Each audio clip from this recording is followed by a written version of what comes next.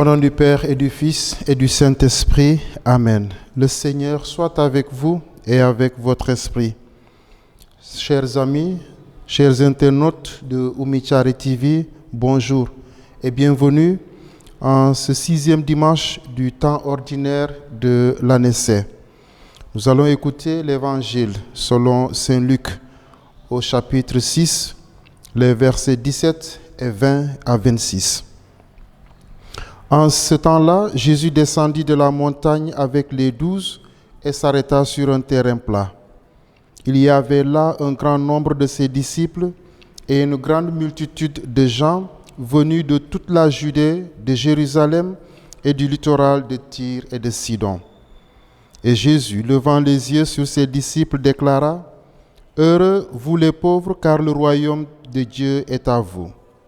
Heureux vous qui avez faim maintenant, car vous serez rassasiés. Heureux vous qui pleurez maintenant, car vous rirez. Heureux êtes-vous quand les hommes vous haïssent et vous excluent, quand ils insultent et rejettent votre nom comme méprisable à cause du Fils de l'homme. Ce jour-là, réjouissez-vous, tressaillez de joie, car alors votre récompense est grande dans le ciel. C'est ainsi, en effet, que leur Père traite les prophètes. Mais quel malheur pour vous, les riches, car vous avez votre consolation. Quel malheur pour vous qui êtes répus maintenant, car vous aurez faim. Quel malheur pour vous qui riez maintenant, car vous serez dans le deuil et vous pleurerez. Quel malheur pour vous lorsque tous les hommes disent du bien de vous. C'est ainsi, en effet, que leur Père traitait les faux prophètes. Acclamons la parole de Dieu. Chers frères et sœurs, chers internautes, Jésus nous propose un chemin impossible du simple point de vue humain. Au nom de notre bon sens, nous avons envie de réagir et de dire : pour avoir le courage de vivre, il faut bien s'appuyer sur quelque chose de solide, quelque chose de visible. Il faut avoir un minimum de bien-être, être reconnu dans ce que nous sommes et dans ce que nous faisons, être aimé des gens, avoir une bonne santé, et que sais-je encore. Nous serions aussi tentés de dire que la promesse du bonheur futur dans l'au-delà peut-elle suffire pour nous donner le goût de vivre? Voilà ce que beaucoup pensent peut-être autour de nous. Mais le plus important, c'est de voir ce que le Christ nous en dit et d'accueillir son message. Il n'annonce pas le malheur, il n'annonce pas le bonheur de demain par opposition au malheur d'aujourd'hui. C'est même le contraire. Il annonce le bonheur d'aujourd'hui à ceux qui, aux yeux des hommes, sont malheureux. Et il met en garde ceux qui sont heureux aujourd'hui, car demain, ils pourraient être malheureux. Comprenons bien, ce n'est pas lui qui va provoquer le malheur de ces derniers. C'est eux qui vont subir les conséquences d'un mode de vie qui va les entraîner vers leur perte. Heureux, vous les pauvres de cœur. Cela ne veut pas dire heureux les misérables. La misère est toujours une insulte à Dieu. Dans le cas présent, Jésus nous parle du bonheur de ceux qui ne se prévalent pas de leur richesse, de leur connaissance et de leur sagesse. Il s'adresse à ceux qui se reconnaissent pauvres devant Dieu et devant leurs frères. Ceux et celles qui se débarrassent de tout esprit de supériorité, d'orgueil, de tout esprit de vantardise.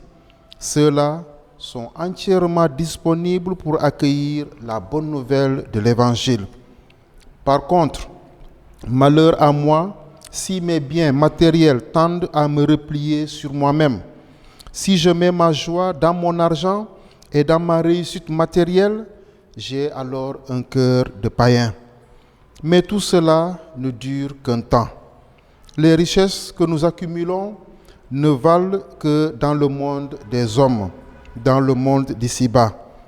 Aux yeux de Dieu, les vrais biens sont ailleurs. Bernadette de Lourdes, dont nous avons fait mémoire il y a quelques jours, a été réellement pauvre. Elle a pleuré sur ses péchés. Elle a été la risée des gens de son village. Mais en choisissant de s'en remettre au Seigneur et de lui faire confiance, elle a trouvé le vrai bonheur. Les personnes malades et handicapées se reconnaissent dans ce message d'espérance. À Lourdes, Marie nous permet d'entrevoir le monde de la résurrection dont parlait saint Paul. L'Immaculée Conception est aussi Marie de l'Assomption. Ce que Dieu a fait pour elle, il veut aussi le réaliser pour nous. Nous sommes tous appelés à partager donc son bonheur auprès de Dieu. Croire au Christ ressuscité, c'est être engagé dès maintenant dans la vie éternelle. C'est entrer dans l'espérance du royaume en constituant le peuple de la nouvelle alliance. Notre rôle de chrétien, c'est d'être témoins et messagers de cette bonne nouvelle. Nous le serons non seulement par nos paroles, mais surtout en vivant de cet amour que le Seigneur met à nous. Nous sommes tous les membres du corps du Christ, chers frères et sœurs, chers internautes. Et c'est précisément auprès des pauvres, auprès des malades, des exclus, auprès des sans-espoir que nous aurons à révéler l'amour de Dieu.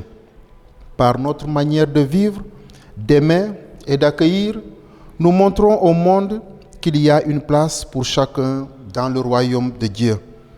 C'est ce message d'espérance que nous devons porter en cette année jubilaire qui fait de nous des pèlerins d'espérance.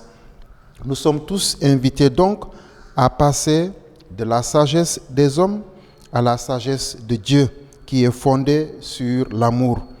Construire notre vie, c'est-à-dire nos relations interpersonnelles avec comme fondation l'amour du prochain et non les biens matériels.